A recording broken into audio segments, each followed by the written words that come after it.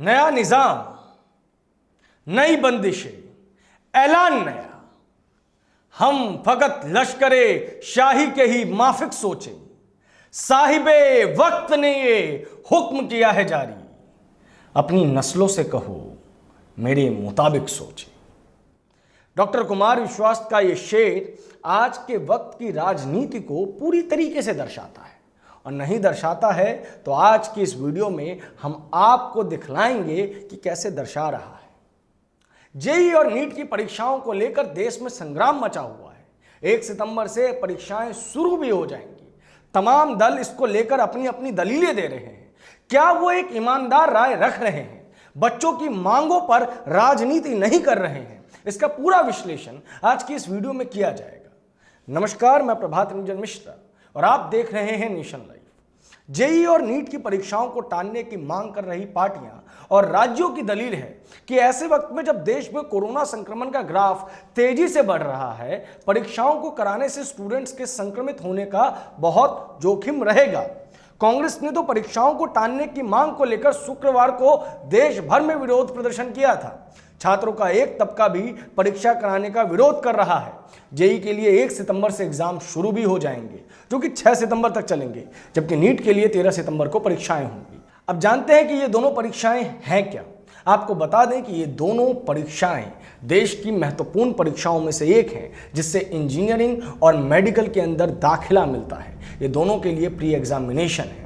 ये दोनों के लिए कॉम्पिटिटिव एग्जाम है, जिसके द्वारा आप आईआईटी, एनआईटी जैसे प्रतिष्ठित संस्थानों में एडमिशन प्राप्त कर पाएंगे। तो दूसरी ओर नीट देके आप एम्स जैसे प्रतिष्ठित संस्थानों में एडमिशन प्राप्त कर पाएंगे। इन दोनों एग्जाम्स में करीब इस साल 24.5 लाख बच्चे बैठ रहे हैं, जिसमें से 19 लाख से अधिक छात्रों ने शुक्रवार तक अपने प्रवेश पत्र यानी कि एडमिट कार्ड को डाउनलोड कर लिया था। स्टूडेंट्स का एक बहुत बड़ा तबका चाहता है कि एग्जाम ना हो। मूल रूप से ये एग्जाम अप्रैल और मई में होते थे, लेकिन इस वक्त कोरोना महामारी के कारण इन एग्जाम्स को पोस्टपोन किया गया। अब सोचिए कि अप्रैल में इस देश की क्या हालत थी और आज इस देश की क्या हालत है, और दोनों समय में मिल रहे कोरोना के केसेस की तुलना करें तो आपको पता चलेगा कि अप्रैल में केसेस बहुत कम मात्रा में आ रहे थे, जबकि इस वक्त केसेस 80,000 प्रतिदिन के हिसाब से औसत से आ रहे हैं। मूल रूप से 70,000 से अधिक ही आ रहे हैं। लेकिन इस वक्त सरकार की तैयारियां बेहतर है, जैसा सरकार का कहना है, लेकिन सरकार फिर भी 24.5 लाख बच्चों की जिंदगी को दांव पर लगा रही है। इस बात से कोई भी इनकार नहीं कर सकता। सरकार ने कुछ पुख्ता इंतजाम किए हैं। सोशल डिस्टेंसिंग का पालन करवाते हुए एग्जाम्स लेने की तैयारी की है, और उनका कहना है कि इस तरीके से भीड़ इकट्ठी नहीं होगी। लेकिन ये 24.5 लाख लोग जब अपने एग्जामिनेशन सेंटर पे पहुंचेंगे तो क्या गारंटी है कि जिस रास्ते से वो पहुंचेंगे, जिस तरीके से वो पहुंचेंगे, वहाँ पे सोशल डिस्टेंसिंग का पालन होगा? इस बात की क्या गारंटी है कि एग्जामिनेशन हॉल के बाहर सोशल डिस्टेंसिंग का पालन हो रहा होगा? उत्तर प्रदेश की तस्वीर शायद आप भूले नहीं होंगे, जहाँ बीएड एग्जामिनेशन के दौरान, बीएड की प्रवेश परीक्षा के दौरान किस तरीके की भीड़ लगी थी। बहरहाल, क्या प्रदर्शन करना भी कोरोना को रोक पाएगा? आप देश भर में इस वजह से प्रदर्शन कर रहे हैं क्योंकि छात्रों के जीवन को संकट में ना लाया जाए, सोशल डिस्टेंसिंग का पालन करवाया जाए, एग्जाम्स ना हो, भीड़ ना इकट्ठा हो, इस वजह से। और जबकि आप देश भर में प्रदर्शन करके भीड़ ही इकट्ठी कर रहे हैं, तो क्या कोरोना एग्जामिनेशन सेंटर में पहुंचेगा और आपके प्रदर्शन स्थल पर नहीं पहुंचेगा? अब सवाल यह उठता है कि क्या नीट और जेईई की परीक्षाओं को कराने का विरोध करने वाले दल, राज्य वाकई ईमानदार हैं या उनका विरोध राजनीति से प्रेरित है? आपको बहुत पहले लेके नहीं जाएंगे, शुरुआती दौर में लेके चलते हैं। कोरोना वायरस के मद्देनजर मार्च के आखिर में देश भर में कंप्लीट लॉकडाउन लगा दिया गया। अप्रैल बीतते बीतते यानी लॉकडाउन के 1 महीने होते होते राजस्व की दलील को लेकर तमाम राज्य सरकारें शराब की दुकानों को खोलने की मांग करने लगी। दिल्ली इसके लिए सबसे आतुर दिखी।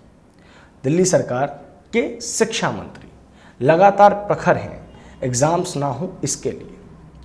पहले इनकी पूरी बात आपको हम बताते हैं। मई के पहले हफ्ते में तमाम राज्यों में शराब की दुकान खुल गई। आखिर उन तस्वीरों को कोई कैसे भुला सकता है जब राष्ट्रीय राजधानी दिल्ली समेत देश के तमाम राज्यों में शराब की दुकानों के सामने 1-1, 2-2 किलोमीटर की लंबी लाइनें लगी हुई थी। ना कोई सोशल डिस्टेंसिंग, ना कोई अनुशासन। ऐसा तो था नहीं कि वह भीड़ कोरोना प्रूफ थी, उन्हें यह वायरस छू नहीं सकता था। लेकिन दिल्ली सरकार आज जेईई नीट एग्जाम को छात्रों के लिए खतरा बता रही है। दिल्ली सरकार लगातार मेट्रो खोलने की बात भी कह रही है।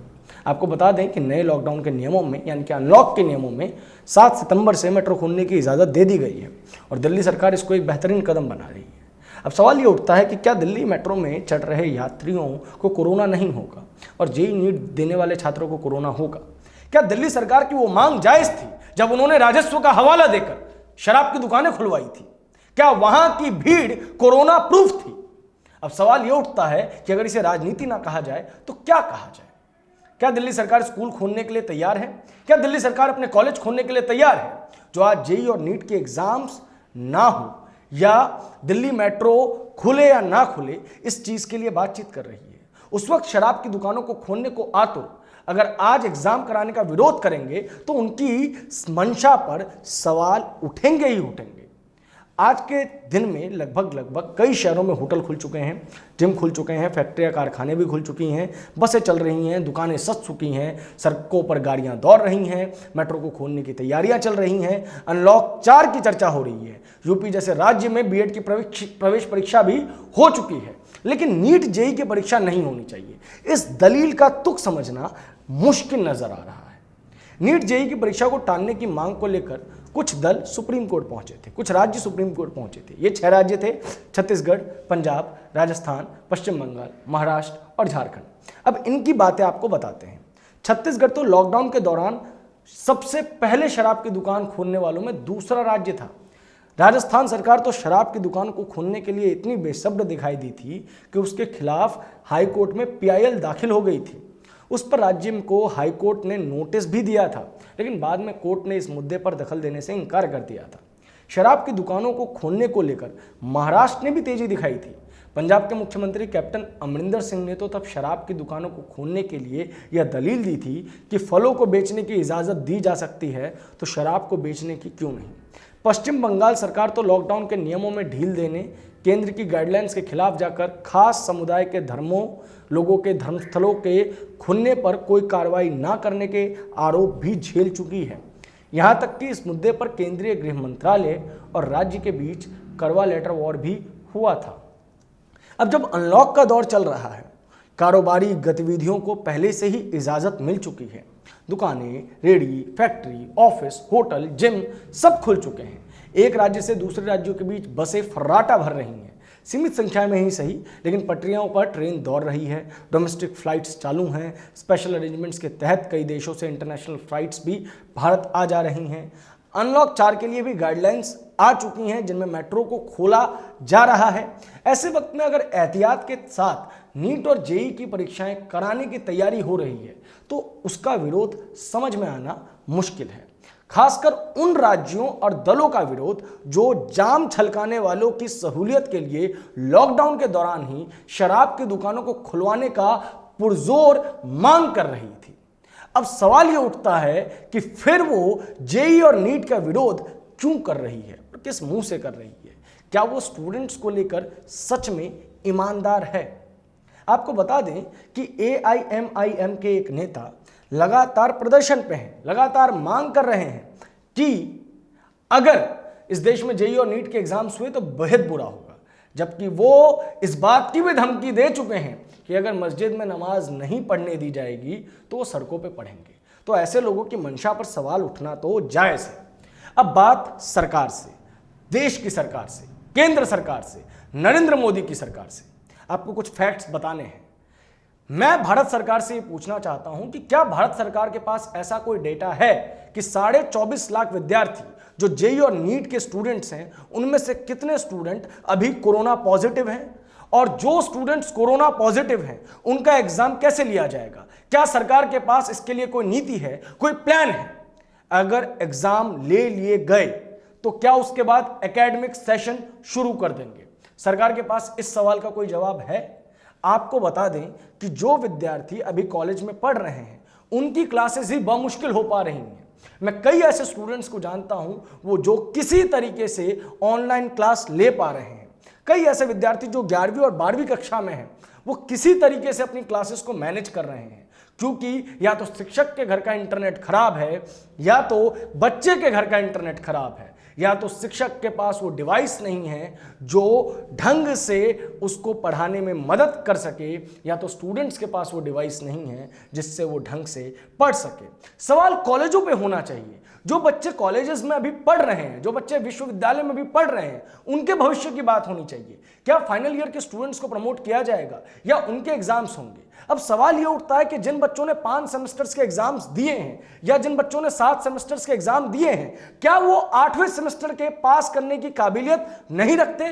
क्या वो अपना फाइनल एग्जाम पास नहीं कर सकते? और अगर वो पास कर सकते हैं तो उन्हें प्रमोट क्यों नहीं किया जा रहा? क्यों हम इस जिद पर अड़ गए हैं ये एग्जाम्स होने चाहिए? सवाल ये उठता है कि स्कूल्स को खोलने की, कॉलेजेस की खोलने की कोई नीति सरकार ने बनाई है? क्या उनको समाज के सामने, देश के सामने रखा है? और अगर नहीं रखा है, और अगर ऐसी कोई नीति नहीं बनी है, और अगर नया एकेडमिक सेशन शुरू नहीं होगा, तो एग्जाम लेने का क्या औचित्य है? एग्जाम के बाद अगर क्लासेस होंगे ही नहीं, एकेडमिक सेशन स्टार्ट होगा ही नहीं, तो एग्जाम लेकर आप करेंगे क्या? इन सवालों का जवाब देने से बेहतर है कि एक लाइन में कह दीजिए कि जो स्टूडेंट एग्जाम का विरोध कर रहे हैं तो उनकी बुद्धि बहुत कम है, या वो कांग्रेस या वामपंथ के समर्थक है। सवाल सरकार से पूछे जाने चाहिए जो हम ये पूछ रहे हैं, लेकिन जायज तरीके से।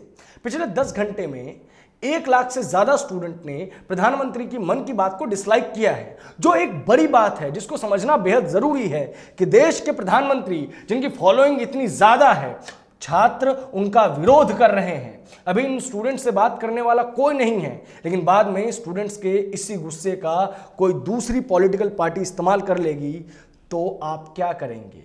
हो सकता है कि कोई एजेंडा इस आड़ में भी चलाया जाए, तब सरकारें क्या करेंगी?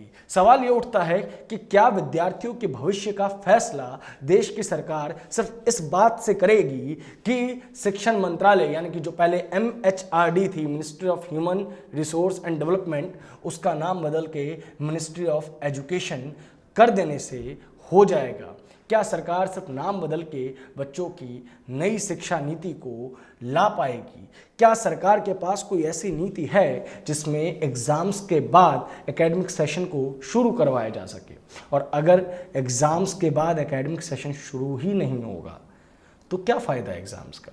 एक और बड़ा सवाल है कि अगर इनमें से कई बच्चे कोरोना पॉजिटिव होते हैं और देश में कोरोना का विस्फोट होता है, तो इसकी जवाबदेही कौन तय करेगा? इसकी जिम्मेदारी कौन लेगा? इन सभी सवालों के साथ आज का ये वीडियो मैं यहीं पे समाप्त करता हूँ। आपको हमारी ये वीडियो कैसी लगी कमेंट बॉक्स में ज़रूर बताएं। देश और दुनिया की सभी बड़ी खबरों के लिए हमारे साथ बने रहें। धन्यवाद।